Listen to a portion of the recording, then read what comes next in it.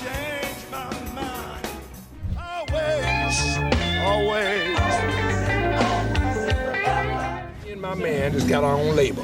So I'm gonna put my record on my label because I can't make no money with these crackers. People don't want to sign me. You understand? But I'm qualified, I'm telling you now. Did you know that Tyrone Davis had a shocking secret that he kept hidden for years? Fans loved his music, but they never knew the truth about his past. From his struggles with record labels and its financial mismanagement.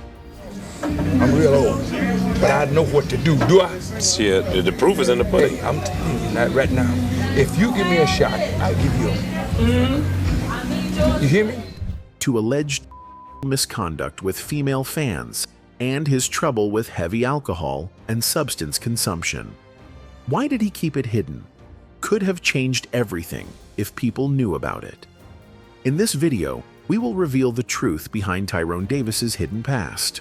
Tyrone Davis grew up in Saginaw, Michigan.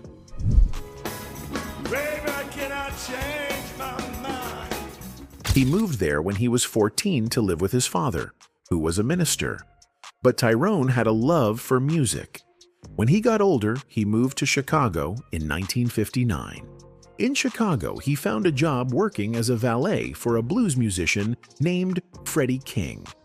While working for Freddie, Tyrone learned a lot about the music business.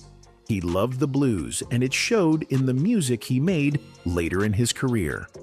One of his early songs, a slow version of Knock on Wood by Eddie Floyd, showed his blues influence.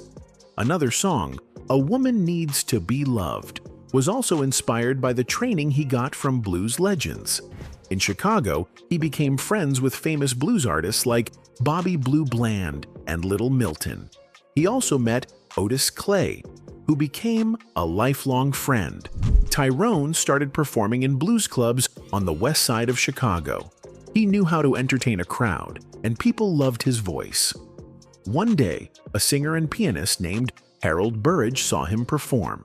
Harold liked Tyrone's talent and decided to help him. He got Tyrone his first chance to record a song. Tyrone recorded his first single, Suffer, under the name Tyrone the Wonder Boy. All by myself, I just don't wanna say no. It was released on a small label called Four Brothers. He recorded a few more songs after that, but none of them became big hits. He needed a new start. His manager, Wally Roker, helped him get a deal with ABC Records. In 1968, he released a song called What If a Man. I got you broken, it's gonna be me and you, girl. But just like his earlier songs, it did not become a hit. Tyrone started to feel frustrated, but he did not give up. He knew he had talent, and he just needed the right song. In 1970, Tyrone told a story about how he recorded the song that made him famous. He had recorded Can I Change My Mind in Los Angeles at Ray Charles's Tangerine Studios. ABC Records, which was his label at the time, did not like the song. His manager told him that he could get a new deal with RCA Records, but Tyrone had a different idea. He took his recording and 3 other songs back to Chicago to find someone who believed in his music. He met a well-known producer named Carl Davis. Carl was working with other artists like the Chi-Lites, so he told Tyrone to wait. Tyrone had no choice but to be patient. A few months passed. Tyrone tried to get other record companies to take his songs, but no one was interested. Then, one day, Carl Davis called him. Carl liked one of the songs, A Woman Needs to Be Loved. A woman was made to be loved. He decided to record it again with a producer named Willie Henderson. When the song was released, Carl put Can I Change My Mind on the B-side of the record. That meant it was supposed to be the less important song. Tyrone thought differently. He called a friend in Houston, Texas, and asked him to play Can I Change My Mind instead of the A-side. He also called a DJ in Gary, Indiana, and asked for the same favor. Soon, the song started getting attention. It became so popular that Decca Records, Carl Davis's label, re-released Can I Change My Mind in December 1968. This time, it got national distribution and became a hit. The song had a catchy guitar line that people loved. Tyrone Davis finally had his first big break. Baby, I cannot change my mind. Tyrone continued to work with Willie Henderson. After Can I Change My Mind, he recorded another song that became even bigger. In the spring of 1970, he released Turn Back the Hands of Time. This song became his signature hit.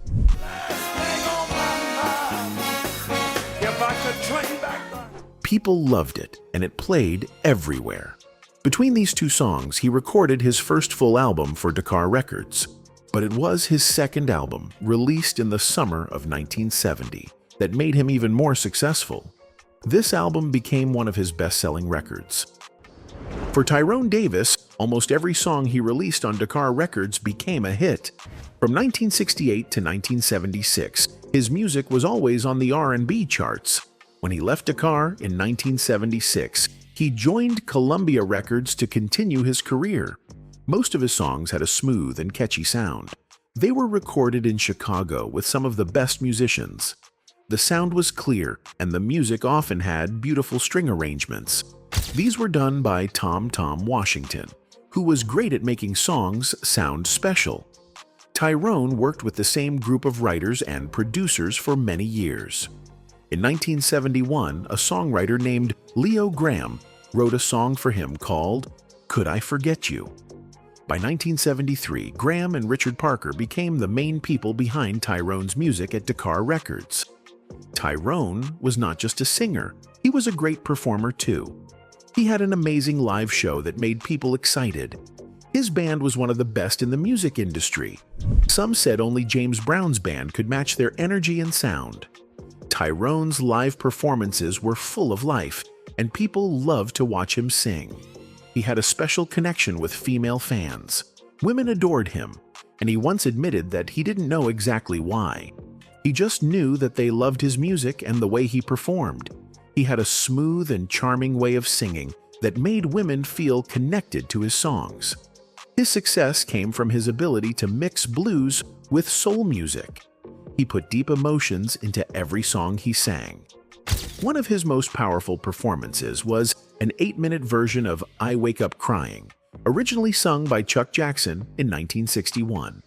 Tyrone's version was full of soul and feeling. He knew how to bring strong emotions into his music. He also had a hit with Was I Just a Fool, which made it to the top 30 in R&B charts in 1972.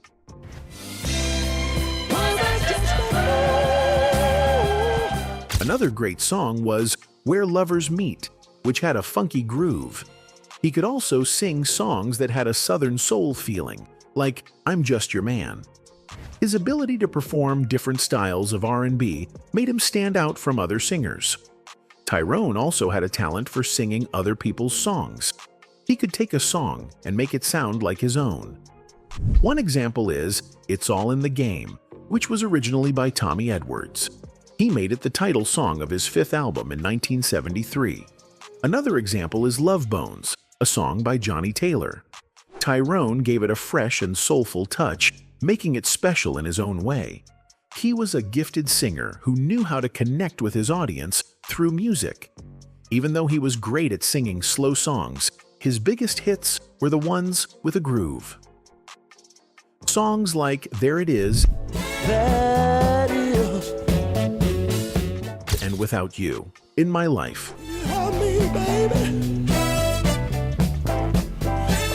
were among his most loved tracks.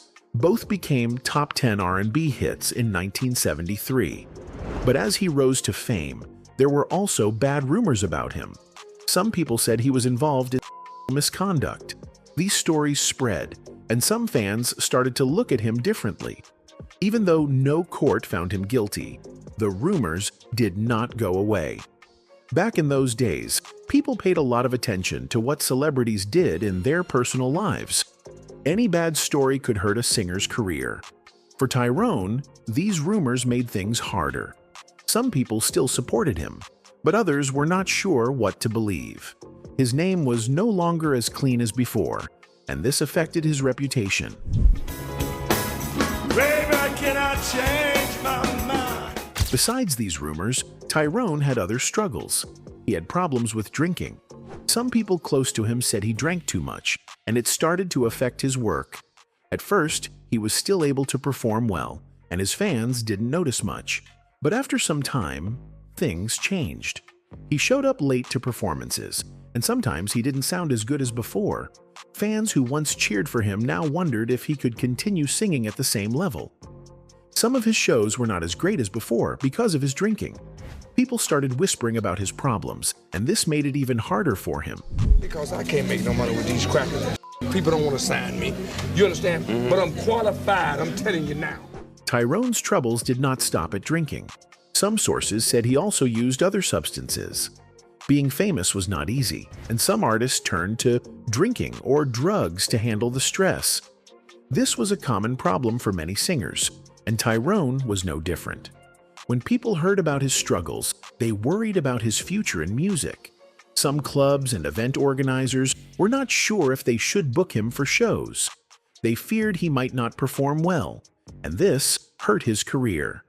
While he still had fans and some success, it was clear that his problems made things more difficult for him. Just saying, I'm saying to myself, how did they sign this man and don't sign me? You understand, Sam? Tyrone had many relationships with women throughout his life. Some of these relationships happened before he became famous, and some happened after. He loved women, but sometimes his love life was full of problems. People talked about him in magazines and newspapers. Some said his relationships caused him stress and affected his music career. When things went bad in his personal life, it also made his work difficult. Sometimes he put too much energy into his love life, and it hurt his focus on music.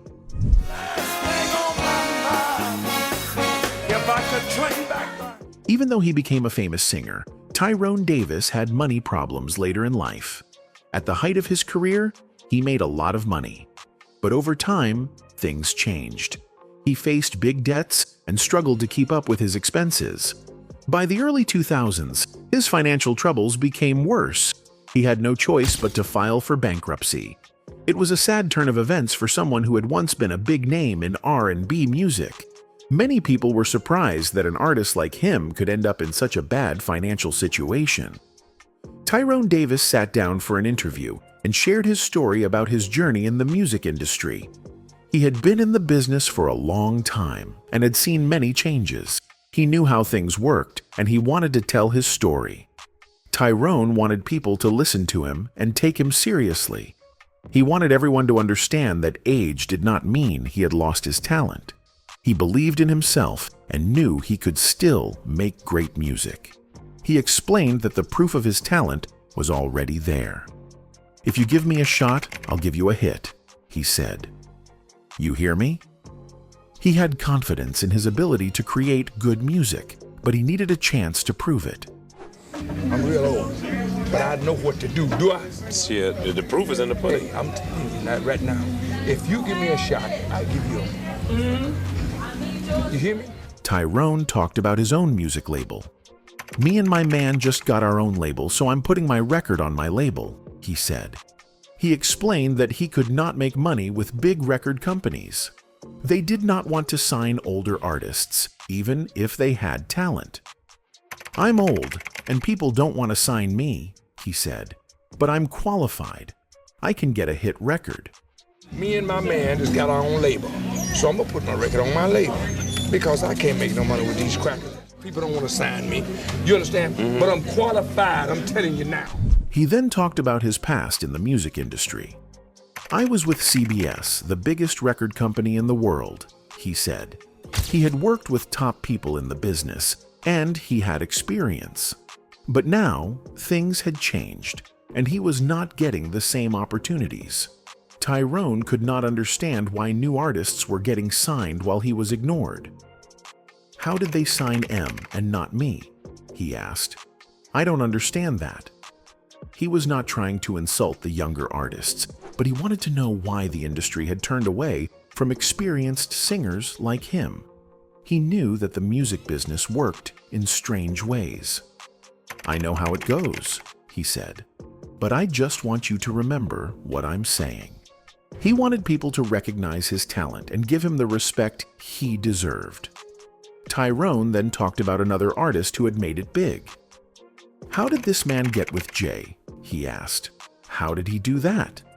He was surprised that some artists had connections, while others struggled to get noticed. Tyrone then made a direct request. "Give me a shot," he said. "Let me show you what I can do." He believed in himself and just needed someone to believe in him too. "Give me one shot," he repeated. "Just one shot."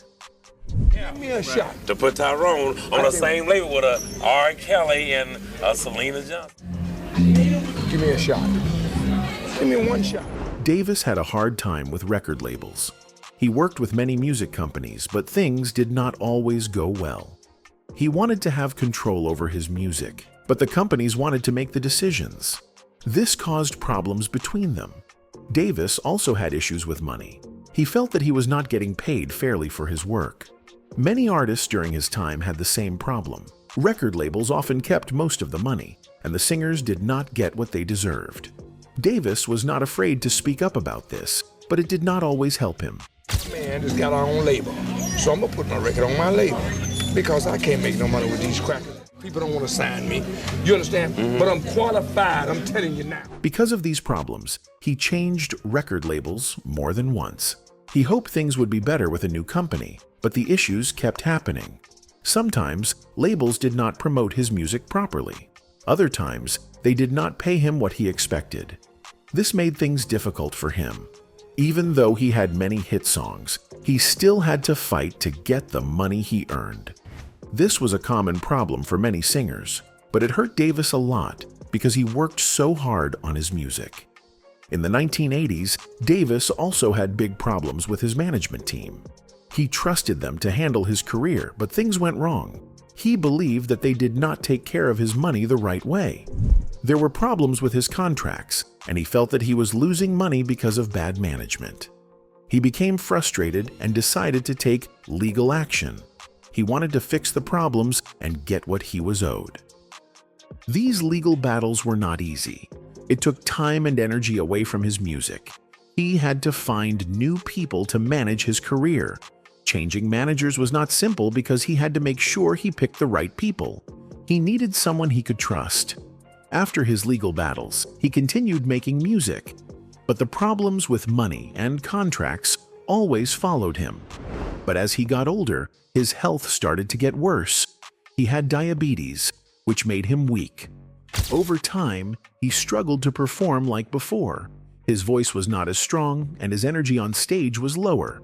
Some fans noticed the difference and felt disappointed. They remembered the days when he could sing with great power. But Davis still wanted to perform because music was his life. He tried his best, even when it was hard for him. He continued to do shows, but it was clear that his health was affecting his performances. But I'm not crazy. I'd lose you. As the years went by, his health problems increased. Traveling became difficult for him, and he could not tour as much as before. His body was tired, and he needed more rest. But he did not want to stop performing completely. He loved his fans, and he wanted to keep singing for them. However, his struggles on stage made some people lose interest. They wanted to see the strong, energetic singer they knew from the past. This made things hard for Davis. He had worked so hard to build his career, and now he was facing challenges he could not control.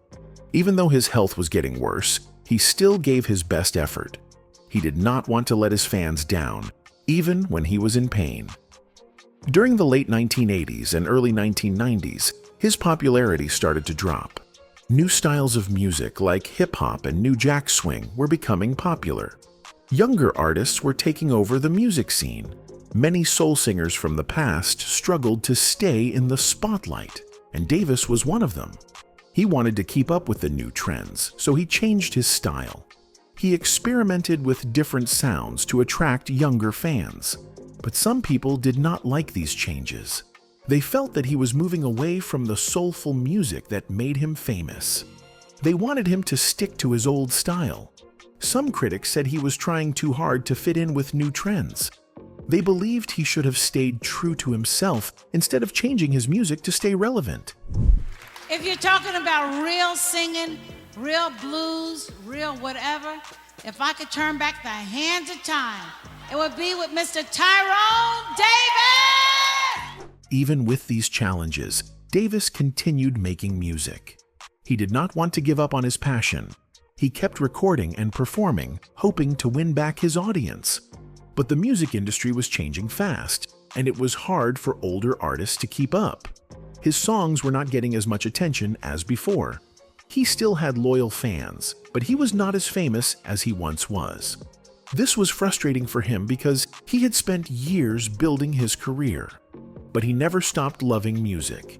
He kept performing whenever he could, even if it was not the same as before. In 2005, Davis passed away.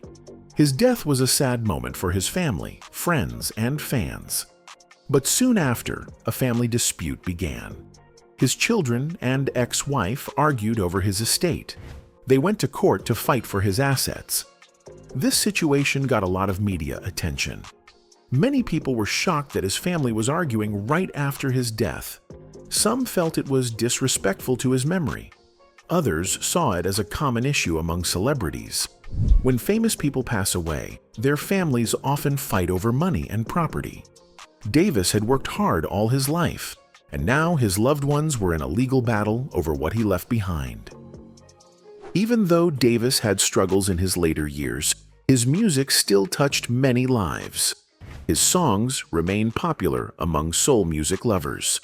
He may not have stayed in the spotlight, but his voice and legacy continue to live on. Fans still remember him for the great music he gave to the world.